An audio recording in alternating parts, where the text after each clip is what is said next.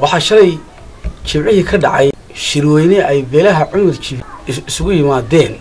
gobolka Sanaar gaar ahaan Jaleelo 2 halkaasoo ay isugu yimaadeen ay isugu yeedheen wufuud kala duwan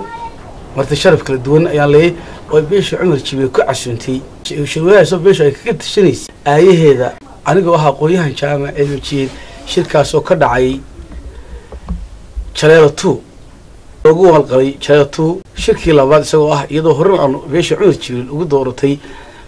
Jaleelo oo walka ahaa Suudaanka guud ee beesha cumar jibriil Suudaan Cabdiraxmaan Qodax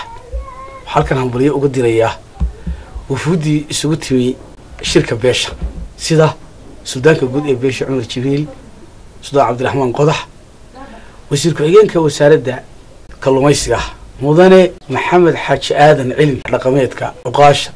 boqorada dhalinyarada haweenka siyaasiyiintii qurba joogta aan u saamixin inay yimaadaan iyo ku yimiga aad iyo aad baan iyagana hambaliyo ugu diraya qaaliya Allahu inay ka soo baxaan shirka inay ka soo baxaan midhadhal qodobo midhadhal lagu daydo caalamka iyo xukuumadda iyo dadka Sanaar degan ay oo noqdo shirka beesha cumar jibriil noqdo shir lagu daydo dadka ummadda u noqdo tusaale taariikh dhaxalgala waxaan u mahadnaqayaa qabanqaabiyaashii soo qabanqaabiyay waxaan u mahadnaqayaa gudoomiyihii shirka qabanqaabada Sheekh Cabdullaahi Baashi oo gacan ka geystay waxaan aad iyo aad ugu mahadnaqayaa madax dhaqameedka haweenkaas u dhabar adeegay